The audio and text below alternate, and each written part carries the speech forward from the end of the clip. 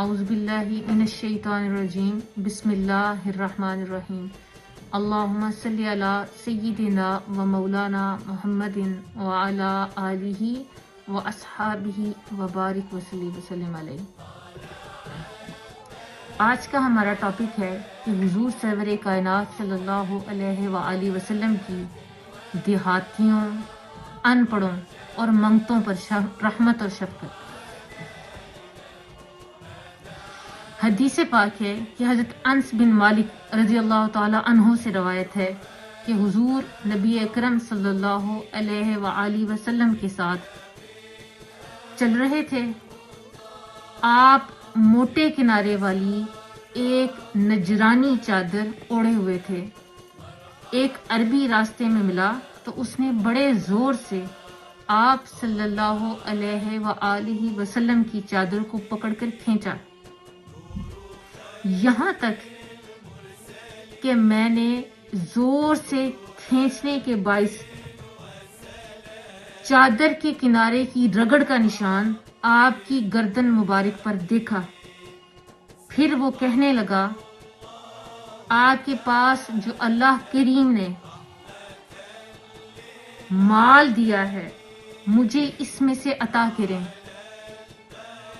آپ نے اس کی طرف توجہ فرمائی اور مسکرا پڑے۔ پھر آپ صلی اللہ علیہ وآلہ وسلم نے اسے مال عطا کرنے کا حکم عطا کر دیا۔ یہ حدیث متفق ہے۔ ایک اور حدیث ہے کہ حضرت صفوان بن اسال مردی رضی اللہ تعالی عنہ بیان کرتے ہیں کہ ہم ایک سفر میں حضور صلی اللہ علیہ وآلہ وسلم کے ساتھ تھے۔ ہماری موجودگی میں ایک اعرابی نے آپ کو بلند آواز سے ندا دی، یا محمد۔ حضور نبی اکرم صلی اللہ علیہ وآلہ وسلم نے پھر اسے اسی طرح بلند آواز میں جواب دیا، میں یہاں ہوں۔ ہم نے اس عربی سے کہا، تم پر افسوس ہے کہ اپنی آواز پست کرو، کیونکہ تم نبی کائنات صلی اللہ علیہ وآلہ وسلم کی بارگاہ میں موجود ہو اور بارگاہ رسالت میں آواز بلند کرنے سے منع کیا گیا ہے۔ اس نے کہا کہ خدا کی قسم میں اپنی آواز پست نہیں کروں گا۔ پھر اس عربی نے آقا دو جہاں صلی اللہ علیہ وآلہ وسلم سے عرض کیا، یا رسول اللہ صلی اللہ علیہ وآلہ وسلم، ایک آدمی کسی قوم سے محبت کرتا ہے اور لیکن وہ ان سے اس دنیا میں مل نہیں سکا۔ تو آقا دو جہاں صلی اللہ علیہ وآلہ وسلم نے فرمایا، قیامت کے دن ہر شخص اس کے ساتھ ہوگا جس سے وہ دنیا میں محبت کرتا تھا۔ ایک اور حدیث پاک حضرت انس بن مالک رضی اللہ تعالیٰ عنہ سے روایت ہے، ان سے مروی ہے کہ آپ نے بیان فرمایا کہ آقا دو جہاں صلی اللہ علیہ وآلہ وسلم کے عہد مبارک میں لوگ سخت قحط کی لپیٹ میں آ گئے۔ ایک دفعہ آپ صلی اللہ علیہ وآلہ وسلم جمعے کے روز خطبہ دے رہے تھے کہ ایک دیہاتی کھڑا ہوا اور عرض کیا اس نے، یا رسول اللہ، مال ہلاک ہو گیا اور بچے بھوکے مر گئے، اللہ تعالیٰ سے دعا فرمائے کہ ہم پر بارش برسائے۔ حضرت انس رضی اللہ تعالیٰ عنہ بیان فرماتے ہیں کہ حضور نبی اکرم صلی اللہ علیہ وآلہ وسلم نے دعا کے لیے ہاتھ اٹھا دیے۔ اس وقت آسمان میں کوئی بادل نہیں تھے، لیکن آپ صلی اللہ علیہ وآلہ وسلم کے ہاتھ اٹھاتے ہی اسی وقت پہاڑوں جیسے بادل آ گئے۔ آپ صلی اللہ علیہ وآلہ وسلم ابھی منبر سے نیچے تشریف نہیں لائے تھے کہ میں نے بارش کے قطرے آپ کی ریچھ مبارک پر ٹپکتے ہوئے دیکھے۔ سو ہم پر اس وقت اس سے اگلے روز بلکہ اگلے جمعے تک بارش ہوتی رہی۔ پھر وہی عرابی یا کوئی دوسرا آدمی کھڑا ہو کر عرض کرنے لگے، یا رسول اللہ، مکانات گر گئے اور مال غرق ہو گیا، اللہ تعالیٰ سے ہمارے لیے دعا فرمائے کہ بارش رک جائے۔ تب آقا دو جہاں صلی اللہ علیہ وآلہ وسلم نے فوری ہاتھ بلند فرمائے اور دعا فرمائی، اے اللہ، ہمارے ارد گرد بارش برسا اور ہمارے اوپر نہیں۔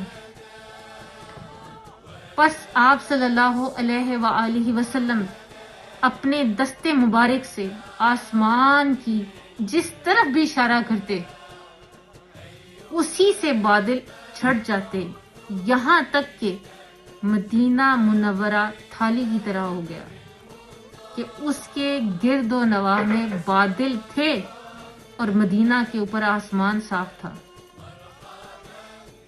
اور نالا 1 مہینے تک بہتا رہا۔ راوی کا بیان ہے کہ جو آتا وہ اس بارش کی افادیت کا ذکر ضرور کرتا۔ حدیث متفق علیہ۔ حضرت ابو ہریرہ رضی اللہ تعالی عنہ سے مروی ہے کہ ہم مسجد میں آقا دو جہاں صلی اللہ علیہ وآلہ وسلم کی خدمت اقدس میں بیٹھتے تھے۔ جب آپ صلی اللہ علیہ وآلہ وسلم تشریف لے جانے کے لیے کھڑے ہوتے تو ہم بھی کھڑے ہو جاتے۔ ایک دن نبی اکرم صلی اللہ علیہ وآلہ وسلم نے جانے کے لیے قیام فرمایا تو ہم بھی آپ کے ساتھ کھڑے ہوئے۔ جب آپ مسجد کے درمیان میں پہنچے تو ایک شخص پیچھے سے آیا اور آپ کی چادر مبارک پیچھے سے پکڑ کر زور سے کھینچی، اور یہ چادر کھردری تھی جس کی وجہ سے آپ کی گردن مبارک اس سے سرخ ہو گئی۔ اس نے کہا، اے محمد، میرے ان 2 اونٹوں کو غلے سے بھر دو، کیونکہ یہ غلہ نہ تو آپ نے اپنے مال سے دینا ہے اور نہ ہی اپنے باپ دادا کے مال سے دینا ہے۔ نبی اکرم صلی اللہ علیہ وآلہ وسلم نے ارشاد فرمایا، نہیں، میں اللہ تعالیٰ سے استغفار کرتا ہوں، میں تجھے کبھی نہیں دوں گا جب تک تم اس گردن کے کھینچنے کا بدلہ نہ دو۔ اس عربی نے کہا، خدا کی قسم، میں کبھی بدلہ نہ دوں گا۔ آقا دو جہاں صلی اللہ علیہ وآلہ وسلم نے 3 دفعہ یہی دہرایا، اور وہ جواب میں عربی یہی عرض کرتا رہا کہ میں بدلہ کبھی نہ دوں گا۔ جب آپ نے عرابی کی یہ بات سنی تو ہم سب اس کی طرف اسے مارنے کے لیے دوڑے۔ آقا دو جہاں صلی اللہ علیہ وآلہ وسلم نے ہماری طرف متوجہ ہوئے اور فرمایا، میں ہر اس شخص کو جس نے میری بات سنی قسم دیتا ہوں کہ کوئی شخص میری اجازت کے بغیر اپنی جگہ سے نہیں ہلے گا۔ پھر آپ نے ایک شخص سے فرمایا، اس کے ایک اونٹ پر جو لاد دو اور دوسرے اونٹ پر کھجوریں لاد دو۔ اس کے بعد آپ نے لوگوں سے ارشاد فرمایا، چلو اب چلیں، اور اس عرابی سے کوئی اعراض نہ فرمایا۔ اس حدیث کو امام نسائی، ابو داود اور احمد نے روایت کیا۔ اللہ تعالی ہمیں آقا دو جہاں صلی اللہ علیہ وآلہ وسلم کی سنت پر عمل کرنے کی توفیق عطا فرمائے۔ السلام علیکم ورحمۃ اللہ وبرکاتہ۔